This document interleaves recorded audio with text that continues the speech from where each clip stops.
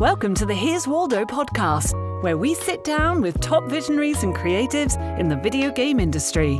Together, we'll unravel their journeys and learn more about the path they're forging ahead. Now, let's get started with the show. Hi, I'm Lizzie Mintos, founder and CEO of Here's Waldo Recruiting, a boutique video game recruitment firm. This is the Here's Waldo podcast.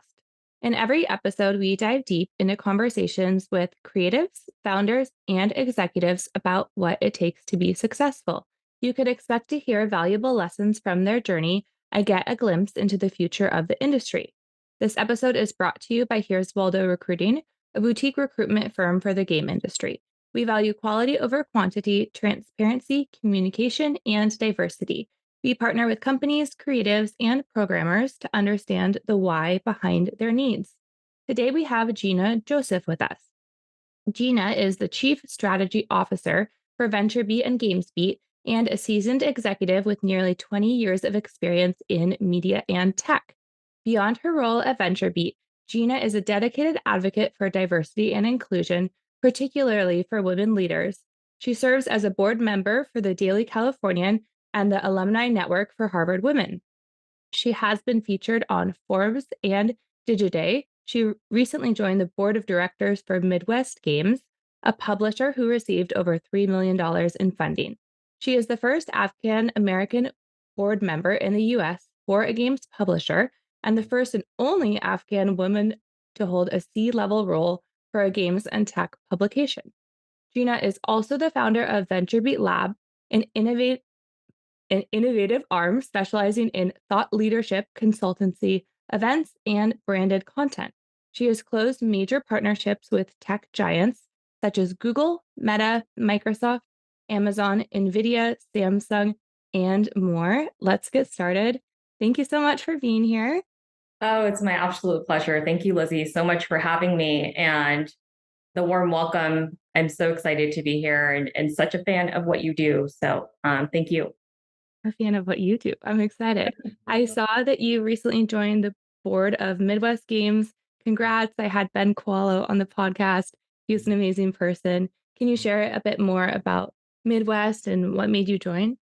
Yeah, absolutely. Well, thank you so much. I'm incredibly humbled and excited to join the board for Midwest Games. Midwest Games truly represents the gap that we have in the industry, which, and that gap is something that I'm really passionate about. And I think you are too, which is, increasing diversity and inclusion and investing into underrepresented communities. And, it's so humbling and so refreshing to see an organization start and build a company with that mission being what they stand for, right? You think about so many corporations that launch a product or a company, and then alongside it, there's an initiative to make sure we have diversity and inclusion top of mind. Well, this is different. This is their mission, and this is exactly what they're focused in on. So that obviously drew me to them.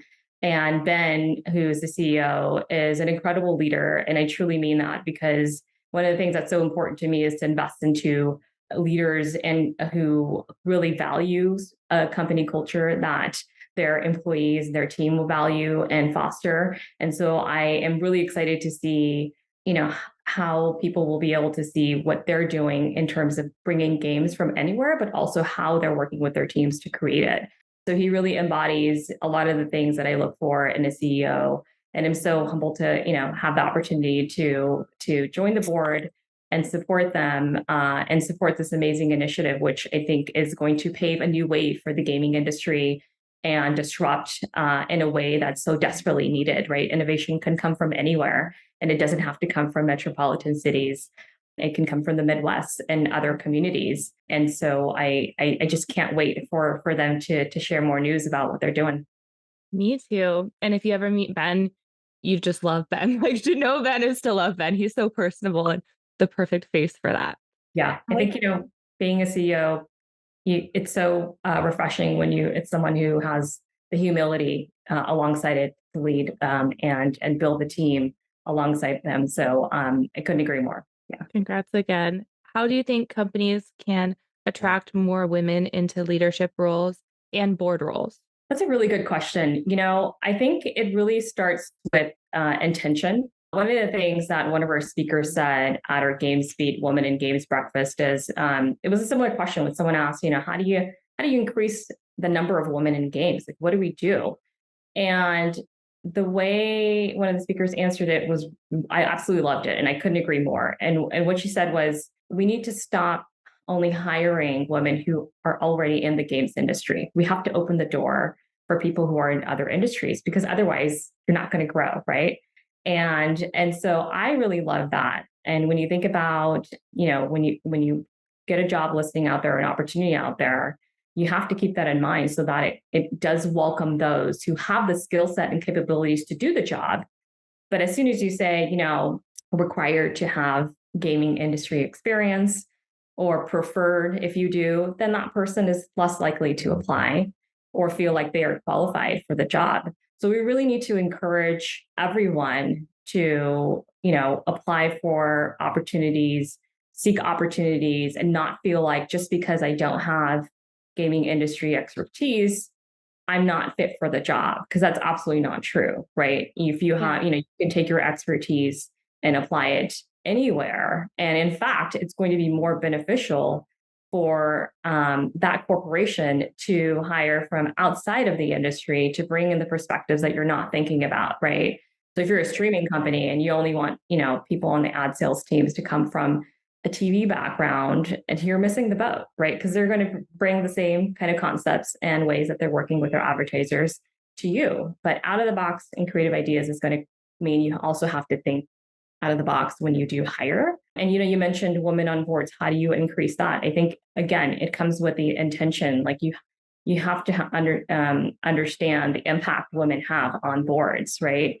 And what I mean by that is there was a Harvard Business Review study that said, just by adding one woman on a board, you significantly increase your ROI as board members. Yet only 2% of Fortune 500 companies have have a group of board members where 50% or more are women. And so if you're not making money, if you're not innovating, and you're wondering why, maybe take a look at how many women really represent who's on the board, right? And the power of that as well. Women, control 50% of the U.S. wealth and 40% globally, and influence 80% of the buying decision making. So, it's just the statistics prove it out. And so I would say, as women too, we also need to not question our abilities and think, okay, maybe I'm not like, I don't look like everyone in the room. I'm too young, or I don't have the experience to be on a board role.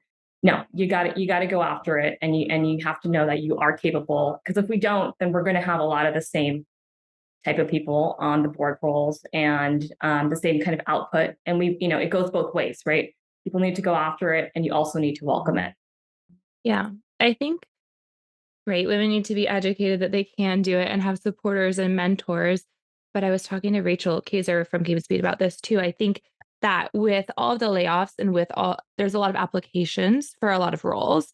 So you have options, but if you just post it to your network is probably full of people that look just like you. And it's probably a bunch of other white guys, right? And women and people of color are statistically less likely to apply. So you can tweak the verbiage and you can put out, some really good content. But I really think that you also need to have your team aligned and then have somebody, a recruiter, I mean, even you as the hiring manager, really actively seek out people that are different from you and reach out to them and believe in them. Like that's a really big part of it. Otherwise, if you just wait for who comes to you, it's the same old people. Yeah, you're sorry about the noise, but you're so right, and I think that belief is so important, because I think it's more than a checkbox, right? Like, oh, I'm hiring someone, and I'm I now have a more diverse team. No, it doesn't end there. You have to actually understand the implications and the value that comes out of it, right? I mean, by having one person on your team who has the same ethnicity as your consumer, you're 2 times more likely to build out a product or service that's going to better suit them, right? And so there's all these statistics that really back up the reason why diversity leads to better innovation, leads to higher EBITDA margins, going back to Midwest Games, this is exactly why I think all of this makes so much sense, where it's a missed opportunity to miss gap.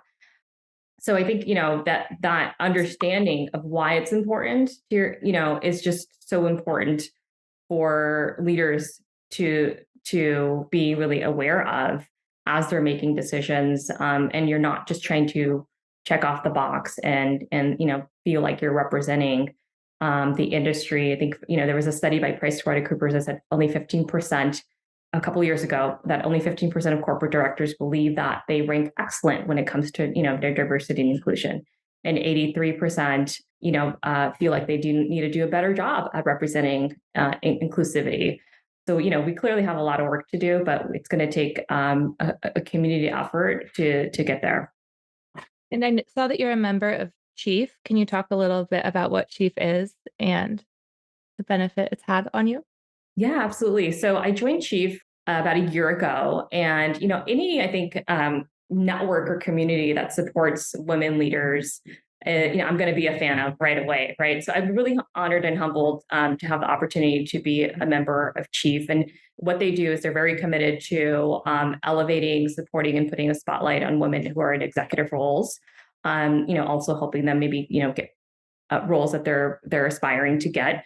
So they do a really good job of hosting events, bringing these women together, connecting them, and then also what they call core groups. So on a monthly, sometimes quarterly basis, you'll meet together with your core group, and you'll have some really meaningful, off the record discussions. And the healthy part about that is, it's so important, I think, in any leadership role or no matter where you are in your career, to get perspectives outside of your bubble. Right? Step outside of your workplace, expand your network, meet with as many people as you can to learn what their challenges are, what's working for them, so that you can continue to think more, creatively in what you do, right? Because you only know what you're exposed to, right? This is one of the things that, one of my professors taught me at HBS is, he dropped this term called epistemological fragmentation.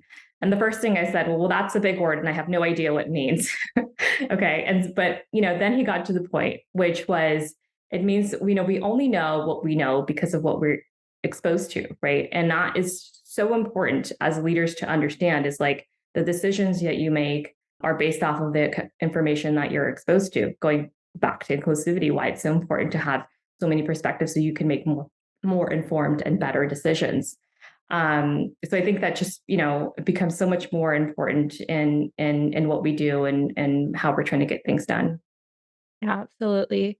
I know you do a lot of work and do even some speaking events about AI and games. Can you talk a little bit about the current state of it and the future? Yeah, the current state of AI and how it's going to affect games. Yeah. Yeah. Well, I think, two things come to mind when I think about AI and how it's going to impact games: accessibility and speed. I think, we're going to have access to a lot more games. We're going to see an output in the number of games increase significantly. And that's going to be in part due to the speed, right? The ability to have technology so that you can create more games. So you think about, the folks who don't have that technical background, now they can rely on a piece of technology that's going to help them create games, and you no longer need to have a background like that to rely on. So better resources for, indie developers and smaller teams to get things done, and a greater accessibility and output, in the gaming industry. So it's absolutely going to be game changing, I think, in terms of how it's going to impact this industry, just like AI is impacting every industry. AI is going to impact every single person in this world in some fashion or form. But it's going to be so important to understand the benefits of it and how you can really leverage it to your advantage, so that you can stay ahead of the game and really, make sure that you are utilizing the technology in the best way to support the goals that you have at hand. What about women in the AI space? I feel like that is even more bleak than women in games, right? Yeah, unfortunately, it's something that needs a lot of work. We at VentureBeat have been hosting Women in AI breakfast and awards for 5 years now. So, as of course, everyone's talking about AI now, right? But VentureBeat had a intentional pivot and focus to cover AI and data tech strategy news about 4 years ago. So as we've been talking about this for a while, and it's, you go to our site, 99% of our coverage is focused on AI and data tech strategy. With that comes, because we're a leading news source in covering AI news, I believe it comes with the responsibility. Media companies have the responsibilities to put a spotlight on important initiatives. And what is more important than, the representation of women in AI? We have so much work to do there, because, when I think about when we put together these events and how important it is for us to have women representation, guess what? There's not enough women in the industry, and they're not, being featured on stage because there's not enough, and maybe they're not, they're hesitant to raise their hand, or they're not in an executive role. So again, we need to be intentional. We need to be able to, find ways to bring more women into the industry. And know that we value those, the expertise that they have that they can apply into the industry, right? And at the end of the day, it's going to be the people behind AI that's going to make the difference, right? And that matters, right? And it's especially because of how powerful this technology is. If we don't have the right people behind the technology, then you're not going to, have fair or unbiased results, right? And so those are things that we just really need to support. Something I'm really passionate about: women in AI, women in games, women in tech. We absolutely have to support them, put a spotlight on women in AI, and make sure they hold more board roles within AI companies, right? We know that's been in the news a lot, so that we have strong representation. And again, it's not about being fair. It's about, do you want your company to succeed and innovate and make a lot of money and meet the needs of the consumer and the marketplace? Well, you know what you got to do. Yeah. That's a good way of putting it. Yeah. There are so many studies which I feel like people ignore. I mean, it makes your company more profitable. Right. Your company to be more profitable? Yeah. Probably. I know you founded VentureBeat Lab. Can you share a little bit more about that? Absolutely. So when I joined VentureBeat almost, I think 5.5 years ago, I immediately saw an opportunity for us to work with partners in a much more creative way. And it was really a response into the demand I was seeing. And, it was no longer about the scale, but more about the creative idea. And so being in the publishing and media industry and marketing and media, just really understanding what people want, how they want to work with partners, what they value. It took all those things into consideration. And VB Lab represents our process of how we work with our partners. And the process is we listen, ideate, and then create. And really what that means is listen. So we take time to really understand your goals, right? What are your challenges? What are you looking to achieve? We'll do a competitive landscape. We're going to work together to really understand where you are and where you're trying to go. And then we ideate, but we ideate alongside you. So, a lot of my partners will share that, I will share with you that I honestly feel like they're a part of my team, right? So if I work with, a big tech company or an emerging startup, I'm ideating alongside them. We're working together. We're pulling up a whiteboard. We're collaborating, and they really value that. And I do too, because it allows me to really understand, how they're thinking, what they need, and for me to build the right solution for them, and for my team to build the right solution for them, right? And so we're innovating alongside each other, and we're utilizing our strengths to get things done. And then we create. And what I mean by create is we thoughtfully execute, and we're going to, thoughtfully launch this partnership. A really good example of a VB Lab partnership is with Facebook Gaming. We hosted 3 years ago, we launched a fully custom, at the time, virtual only game, because it was during the pandemic where we launched this partnership. This wasn't an event on our calendar, and, it wasn't something that we immediately were talking together about, like, let's host an event. But based off of their needs and their goals and the fit that we saw, it made a lot of sense for us to create an event around a specific topic and to showcase their thought leadership, showcase our thought leadership, work in partnership with each other to bring other thought leaders in the industry and create this event around, the metaverse, and that we would kick off the year with. And we did it 3 years in a row. It was really successful. So it's an example of, something that's not on our editorial calendar or events calendar or media calendar, but we created a custom strategic opportunity for a partner because of how of a well fit they were for the opportunity and how much we felt like it would bring value to everyone in the community, right? And so it's also about making sure that the partnership is serving the people you're looking to serve, right? So I look at our clients as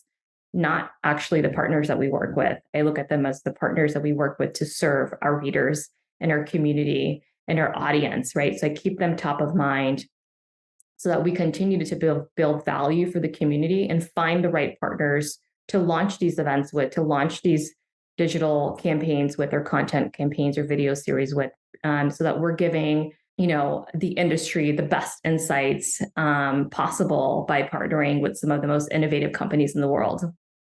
I love your events, and I think people love to have things put on for them, and you do it so well. So if anybody has not been to a VB event, highly recommend. In these partnership strategy sessions, once you have your idea, how do you think about a go-to-market strategy? Really good question. And that's probably one of my favorite parts about marketing is the ideation and creation of, what does that strategy look like? So go-to-market strategy is going to obviously, look different for everyone. It really depends on where you are and, the phase of your marketing efforts. So let's talk about thought leadership, for instance, right? So if you're an emerging startup and you're looking to establish your authority as a thought leader, and that's something that we say we can do at VB Lab because we offer a thought leadership platform. We influence the influential, right? Business decision makers visit our site to get news, to get informed about what's happening in the industry. It's the executives who are attending our conferences. And so in order to build and establish your authority as a thought leader, you have to build the right kind of campaign to support it.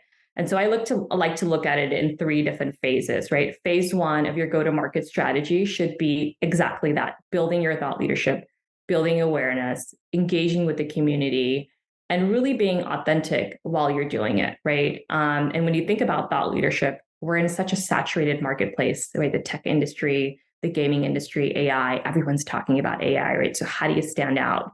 And I wrote an article about this a couple of years ago and interviewed some, marketing leaders and also some of my professors at Harvard. And it really just comes down to your differentiator, right? What are you doing that's different? Making sure people really understand that and the value that you're bringing to them, making sure that they also understand that, right? So your differentiator is what's going to help you stand out. And phase 1 of your marketing strategy should be hyper focused on building this awareness, taking time to make sure people know what you're doing and they know that you care. And you have to really focus in on phase 1 before you go into phase 2 and 3, which is more about lead generation, right? Or conversion and sales and expecting those kind of activations to happen. If you hit the gas pedal and skip some of those steps, then you're prematurely going into the marketplace expecting high returns when you haven't even had a chance to actually engage with the consumer, right? So you think about the brands that you really resonate with or the companies that you love or follow. You probably have a reason behind that. You had some kind of experience that really made you value them, right? Whether it was the expertise that they offered, whether the product was something that you just really enjoyed, the service that you enjoyed. They have to take time to understand your audience, deliver to them, showcase your value, and it will all come together. And you naturally get the return on investment as you launch your campaign. It's so interesting. I love thinking about brand and thinking about why do you love the companies you love? Like, what are the values of Disney? And then how do they make you trust them and continue? I guess Disney's a great example. They're like one of the most. It is. I love Disney. Yeah, I know. Everybody loves Disney. Yeah. So do you feel like go-to-market is pretty similar? Like if you're running an event or if you're trying to create a company or, you're trying to be a thought leader, do you think go-to-market is, I guess, how would it differentiate between different startups, larger company where you're already pretty established? Right. So for events specifically, well, let me back up a second. So I think because you said if you're more established, how would that differentiate you? Yeah. Think about thought leadership as you need it no matter where you are in in, your positioning. And what I mean by that is like, why are these big tech companies, why do they want to show up at these events and speak? Because of the importance of thought leadership. You have to continue to engage with the community, continue to showcase how you're a thought leader, the value that you're bringing. It doesn't matter how big your brand becomes. It's something that you're going to have to continue to do and understand, the value in ROI. I mean, thought leadership is only effective if it's done right, right? And so you have to understand what kind of strategy to build alongside each phase. So that's why, you see those executives speaking at these events because of the value that it brings in. Now, what does go-to-market strategy look like when you build an event? What I would start with is, where you stand. If you're looking to build an event to a specific community, you have to start with, again, who you're trying to serve. I always like to start with the objective. And I do this with my team too, right? We're in a meeting and sometimes we'll go in different directions. And I say, okay, let's go back to what is our goal? What is our objective? What are we looking to achieve? So you start with that. And let's say you have an audience in mind. What do they value the most? You got to start with that and then build upon it, right? Don't just create an event to create an event. Make sure there's a mission and purpose behind the event and an actual objective. And you could do that by really understanding what they value, right? What do they want to get out of events? What are their top 3 value propositions? I learned this from Felix, who is my strategy professor at Harvard Business School, where he talks about this in his newest book called Better, Simpler Strategy. You uncover the top 3 value propositions that your target audience is looking for, and then you build upon that. And then once you launch your events, you think about who your competitors are or who else is hosting similar events and how they rank against these top 3 values. And, if you're ranking high, then you're getting it right because you're delivering on the values that they're looking for, right? So events are always going to be about content consumption, thought leadership, right? People want to go there to get insights, learn. They're also going to be about experiences, right? And then the third part, I think the big part is the networking, right? To get opportunity to meet people. And one of the things that I really love that we're doing here at GamesBeat and VentureBeat is keeping our events intimate intentionally, right? So you see a lot of industry events where there's tens and thousands of people and big showcases and a lot going on and exciting, and that's fabulous and that's great. But if you have an objective where you want to, open the door for people to have a conversation with an executive as he or she gets off stage, then you're going to have a more intimate event, right? And allow for that opportunity to happen. So I get a lot of feedback where it's like, oh, it's so great to actually meet that keynote speaker, the founder of Tetris. I got to meet him at your GamesBeat event. That's awesome. Well, I love hearing that, right? Yeah. And they actually get connections. So, those are some of the value propositions that I have seen attendees really value when it comes to events. And, on an angle, coming from an angle of a media organization, we're not an events only company. And I don't like to look at it that way as well. It's like we're a multimedia company that hosts events. So there's a lot of value in what we bring because it's not just, attending an event, sponsoring an event, making a splash, and then it kind of disappears. You're getting press that comes along with it, right? You're getting a spotlight. We live stream our content. It's on demand. It's accessible. We have a lot of hybrid content and where it's digital and in person, but anyone in the world can tune in and consume the content. That's really important to me. Inclusivity, keeping that up top of mind, making sure at least 50% of, the attendees and speakers represent women or of diverse backgrounds. I would love it to be 90%. But we have a lot of work to do, I think, in the industry to have that representation so you could get there too, right? So, I hope that was helpful, but yet at the end of the day, it's going to be deliver your events based off of your objective and who you're trying to serve. And do you survey who you're trying to serve first to figure out their values? How do you get to that? Yeah, that's the most ideal way to do it is, you have to take time to meet with them to get their input so that they can tell you what they value versus you kind of making the assumptions, right? Data-driven decisions, right? Data points are always going to help you understand. And, if you don't have the resources, do it. Let's say you're a small team and you want to start and launch something, right? There's ways that you could do it where you can connect with people in the community, get their input, attend other events, see what they're doing, right? And what's working from them, have conversations, and then test it out. Have as many events, and then survey your attendees afterwards. What did they like? What didn't they like? What would they like to see more of? So it can kind of be an ongoing process. And one of the things that I'm a big fan of, when you think about, the marketing aspect or any product building, is continuing to optimize. You have to always optimize your events, learn what's working, what's not. There's no such thing as having a perfect event and stopping, right? And we all know that, or a perfect product. And in order to build success, you have to continue to optimize. And optimization means, adapting to the changed needs of the marketplace, right? I've been in an industry where I've watched people consume content in different ways. Right, we were first consuming content, through traditional newspapers and magazines. Then we went to digital, and then we went from desktop to mobile. And guess what? That's going to be the same case with events. People are going to consume and go to events for different reasons. And after the pandemic, there's now a new normal where there's something called a virtual event, which wasn't really in our world before. That's now possible. And I think we're so much more connected as a community because of something that came out of the pandemic, which I think was one of the positives of how we could stay together and host events virtually and not only depend on in-person events. Yeah, remote work, remote events really changed a lot, and it's not going away. So it's nice. But I think for me, it's so nice to be back in person. And I love how intimate your events are. And like you said, being able to talk to people, because I like GDC. It's a lot though. And I'm a really extroverted person. So I imagine for the average person, it's quite a lot. Do you have any stories of obstacles you had to overcome when launching VBL? Just like the initial early days, your first partnership, getting yourself out the door? Yeah, I think if we don't have obstacles, then we're probably not doing things right? We have to continue to learn and adapt.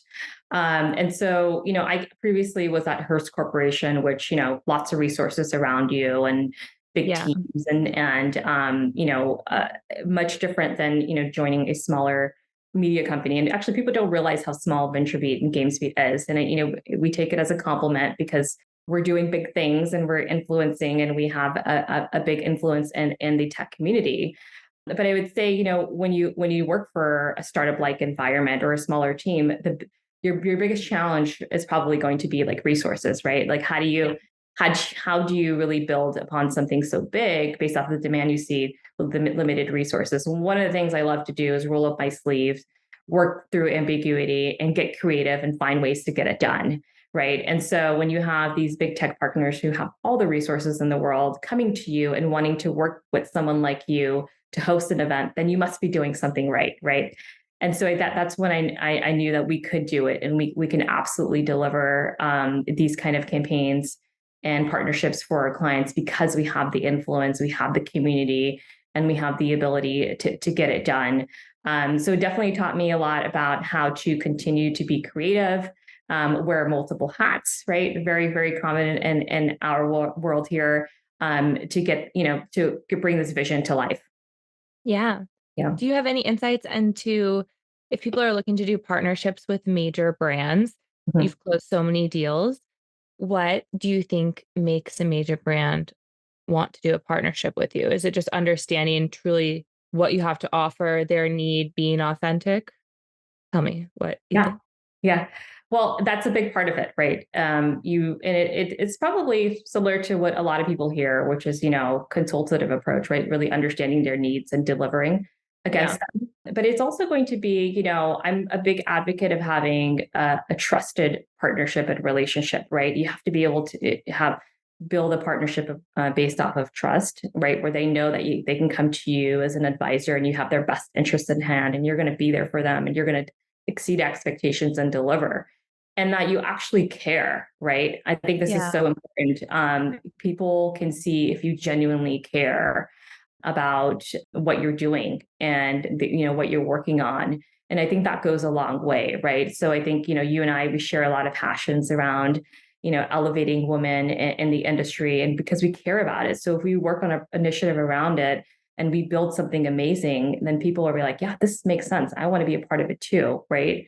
And so, and also, goes the other way. Like caring about where they are and in the marketplace, where they're trying to go, and helping them get there. So it's less about, a lot of times in sales we see, here's our list of products and services, and it can be transactional.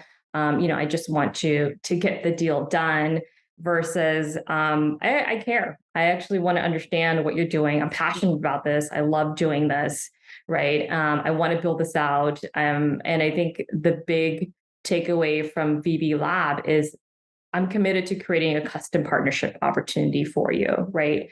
And that shows a lot of the care and authenticity behind it, because we're going to take the time to do the legwork and build something that's right, and build something exclusively for you versus saying, here's my products and services. I think this is going to work great based off of your goals. Let's get it done, right? Complete different process that people value. I know that if I'm on the other end, that, you have to think about that. If you were on the other end, what are some of the things that you would really value in a partnership and in how you work with each other? And it becomes even better when, your partners become your friends and you build relationships, and then you start having fun, right? Yeah. No, it's the same in my world. But I think maybe the first key is to work doing something you care about so you can be authentic. And if you have passion, you can do anything. You've had so much success. You launched BB Labs, you put on all these events, you sit on boards. Can you talk about imposter syndrome? I think I love to talk about it because everybody feels it. And I love when successful people share about their experience with imposter syndrome and how they navigated it and just normalizing it. Yeah. Well, firstly, thank you. And secondly, I love that you asked this question, and I love that you put a spotlight on it in your podcast. So thank you for that. And I think it's so important, for us to have that humility and feel like it's okay to be vulnerable and share these kind of things, which we don't see a lot of in the tech industry, right? And especially in leadership. For me, and I talked a little bit about this in the Digiday podcast that I did too, is, I was always the youngest in the room, right? I started out in my career really young, like right out of college, and was very driven. And so I gained a lot of experience at a young age and was able to, bring more to the table at my age, right? Right. And so with that said, it came with a lot of hurdles where, I didn't look like everyone in the room. And when you had an opinion or an idea, and you're, working for a traditional media company, and your job is to drive innovation and bring strategy, right? So this is a time where, Facebook was exclusive to college students, and digital news was a brand new idea and concept. Like, what do you mean you can consume ads online, right? So I was the one driving that innovation and that digital strategy for media companies at the time. And so that, when you face others who have opinions or are used to certain ways of working, then you start to doubt yourself, right? Because if they don't welcome it, and or folks around you look at it as a threat versus an opportunity to accelerate innovation because it's a new concept that they're not familiar with, then you begin to doubt yourself, right? And I think this is why inclusivity becomes even more important, so that we can build a culture where ideas and are welcomed, and innovation can actually be a thing, right? So there, when you face that at a young age, obviously you're going to doubt yourself. Am I doing something wrong? Do I need to approach it differently? Is my idea wrong? Right? But I learned very quickly that no, my idea was not wrong. It's just I have a lot of walls to break. I'm going to have a lot of walls to break in the corporate world to get my idea across, because that's just how the current process is. Yeah. But as soon as you prove it out, then things start to change, right? And so I think that's the disadvantage that we probably have when you don't look like everyone in the room, or you're not, you don't fit that kind of stereotype. The other part of it is, I think as a woman, we often question ourselves. And I think this is so important because you mentioned, that in the beginning, and I would see, men get promoted into C-level roles ahead of me, despite me, definitely knowing that I overexceeded goals, right? And throughout my career. I'm sure this has not only been the case for me, and I'm positive that, women have, I mean, this is obviously a thing, right? How do you break the glass ceiling, and how can, women obtain more executive roles? And so I think, when things like that happen, you also start questioning yourself, right? Like, do I need to be more aggressive in meetings, right? Do I come off too passive? Am I doing things wrong? Is my leadership style wrong? No, you're not wrong, right? You're not wrong. Obviously, we all need to, work on ways to optimize how we are as leaders and learn and grow. But what I'm saying is, if you have a hurdle to get to where you're trying to go, right, in your career, or if you have a hurdle in terms of trying to get an idea across that is a really good one, don't immediately question yourself, right? Because it could just be the environment that is not used to welcoming those kind of ideas. And you're doing your job by presenting those creative ideas and by pushing the envelope and by giving feedback. And the good news is more and more companies are creating company cultures that really foster this, right? So one of the things I love about, for instance, the Netflix culture, right, that is talked about in the book No Rules Rules, is they have a culture that really starts with freedom and responsibility, right? You give people the freedom to do their jobs, but it comes with the responsibility to get it done, and they really welcome feedback, right? My professor, one of my professors, Lindo Hill at HBS, talked about how company culture directly affects, how productive you are as an organization, right? And so it's so important, I think, to be a part of a company that embodies that culture so that you can get an opportunity to do those things. But if you're not in that position, I just really, really want to remind people that it shouldn't stop you from the idea that you have in hand or the aspirations that you have to work up the ladder, because you do have what it takes and your idea is amazing. And there's always ways to get to where you're looking to go, and never give up, right? As much as that sounds, a bit cliche, I think never give up. Things do come full circle. I mean, my first job working in the media industry was working for the Daily Californian, at UC Berkeley's newspaper. It was student run. And I've come full circle now, and now I'm on the board for the Daily Californian. If you would have asked me, 20 years ago when I was a student, launching these digital ads for this newspaper, if I would have been on the board, it'd be like, what are you talking about? Maybe in 40, 50, 60 years, right? So don't doubt yourself. I have a long way to go. I have a lot to learn, and you have to stay open-minded, but at the same time, you know that you are worth it and that you can get it done. You're so inspiring. I like what you said about not feeling like you were wrong in the situation, but realizing that people just might not be used to you and the way that you operate and your worldview. So that's important and resonated. I'm also always the youngest. We talked about this at GamesBeat. I'm the youngest. I'm a woman. I don't look like everybody in the game industry, but I'm running with it. I'm rocking it. I don't. That's okay. That's who I am, right? But it takes a while to get to that place. I know there are so many upcoming GamesBeat events. Can you share a bit about what people have to look forward to?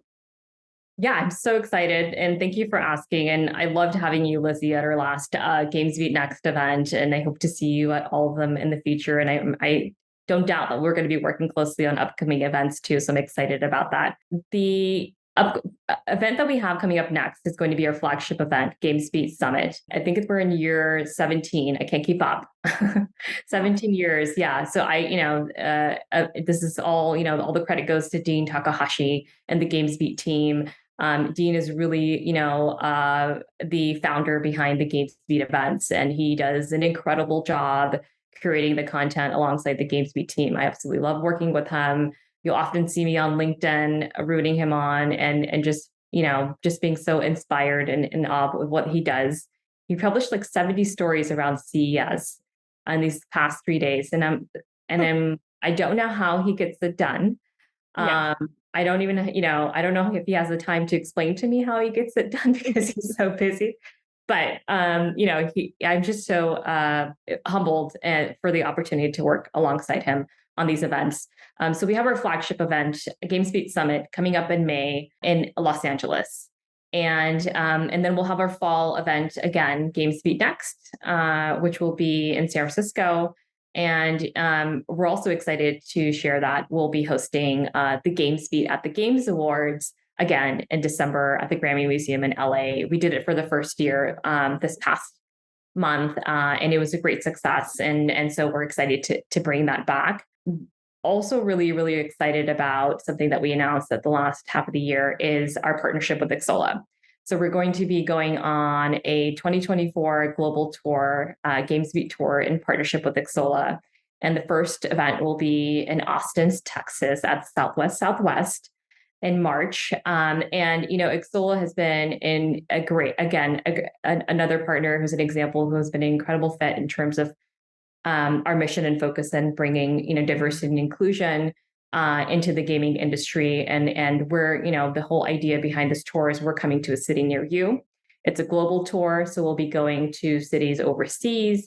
We have done events, overseas before, but this is the first time we're doing it publicly, where people can request an invite to attend. They'll be intimate in settings. So really excited about working with the Xsolla team on that initiative. They are also our sponsor for Women in Games and Diversity and Inclusion Breakfast for both of our events. So it shows a true commitment that they have to, serving these communities and working alongside GamesBeat to get it done. And then lastly, we cover all gaming industry events, right? So GDC, we cover it extensively. And so oftentimes, we'll have experiences or mini events or gatherings around these industry events. We're planning on announcing a few more, so stay tuned, but you can definitely learn more about it on our GamesBeat site. And I hope to see many of you there this year. Good. I'm excited to hang out with you. I feel like you've done a great job building up and encouraging leaders in this space. Can you share a little bit more about just strategies on community building and why you think it's so important? Yeah, I think it all starts and ends with community, and you probably know this more than I do, based off of your influence like on LinkedIn and what you're doing to build your community, right? And so I think community, again, just to go back to kind of my common theme is like objective, right? Like what is the purpose of this community? What are you looking to achieve, and why is it important to you? Right? Those are the things that you need to think about when you think about strategy and building your community. And then if you want to build a following, what value or insights are you offering that's valuable to the community you're looking to serve, right? So that they continue to get value from you, and everyone in the room is getting something out of it versus the person speaking or the person hosting the event or the person, quote unquote, leading the community. So I think community is about, everyone helping each other too, and being there for one another. And again, being authentic about it, right? You have to care about what this community is focused on and what you're looking to achieve. But at the end of the day, strategy is always about building value, right? It's not about, trying to build the largest and best community in the industry is not strategy. That's a goal, right? Strategy is the value that you're creating to get there, right? So as your value goes up, the willingness of the community to get together increases. So you always have to keep the people around you in mind before you try to launch or engage or do something that's going to kick off a community or grow one. Yeah. Sounds like being thoughtful is the first step, and thinking about what you can bring to other people instead of what you can bring for yourself. Yeah, that's one of my favorite words, thoughtful. I use it so much when talking to people. I need to find a synonym. I'm sure that you can. I have one last question. What are you most excited about in the game industry over the next few years? Oh gosh, that's a hard one because I'm excited about a lot of things. One of the things that made me really fall in love with this industry is the people behind it. And I truly mean that. The gaming industry and the clients that I get to work with and the people that I meet, they truly care and they're passionate and they're like becoming my friends, not, in a very, very authentic way. And I'm just really taken back by this, how much they're there for each other, right? And the industry is really underrepresented. So I think what I'm really excited about is for people to really understand the industry. Because as someone who is not a day-to-day gamer, right, and looks at the industry in a probably in a different lens than someone who is, it's really eye-opening, right?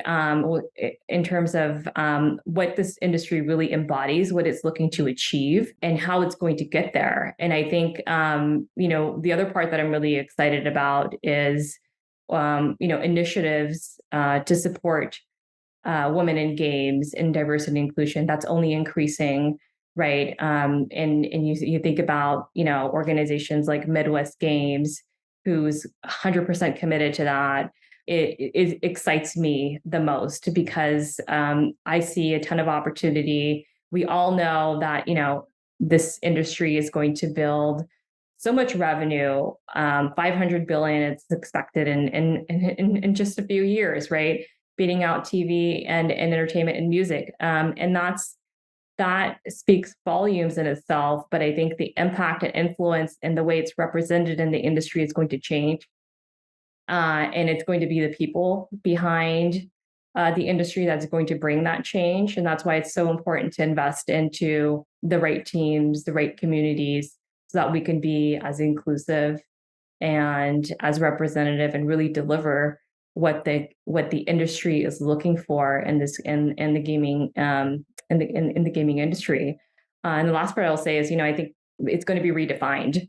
And what I mean by that, it's like, are you engaging with content, right? How do you engage with content? That's the definition of the future of the gaming industry, right? You think of immersive media and accessibility and how you're consuming with content and how you're interacting.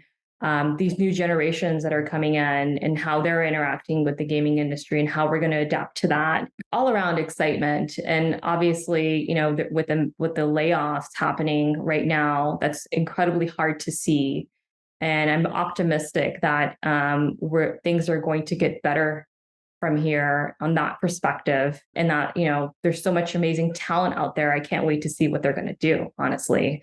And I know that they're, capable of doing so much. And I hope they'll stay in the industry because we need them. Yeah, I think there are a lot of new studios that are popping up. And when there are difficult times, amazing things come from it. So I'm optimistic too. We've been talking to Gina Joseph, who is Chief Strategy Officer at VentureBeat and GamesBeat. Gina, where can people go to learn more about you or attend a GamesBeat event or maybe contribute to GamesBeat as an organization? Thank you so much, Lizzie. Well, I love to meet as many folks as I can, and I've been meeting a lot of folks on LinkedIn. So you can find me on LinkedIn, and hopefully we can connect. But GamesBeat, you can learn about GamesBeat events by visiting GamesBeat, our site, and checking out upcoming events. Let us know what events you're interested in. Give us feedback. Obviously, I talked a lot about understanding audience and what they're looking for. So always looking for feedback, hope to see, more and more faces at our GamesBeat events in 2024. And Lizzie, I just can't thank you enough for all you do for women in games and for this industry, and just for taking the time to, meet with me and meet with other, influencers and thought leaders in the industry. I think, what you're doing is such a game changer, so needed. So I'm so humbled to be here, and I can't thank you enough. Thank you so much. I think the same about you. Thank you for being here today. Thanks so much for listening to the show this week. To catch all the latest from Here's Waldo, you can follow us on LinkedIn. Be sure to click subscribe to get future episodes. We'll see you next time.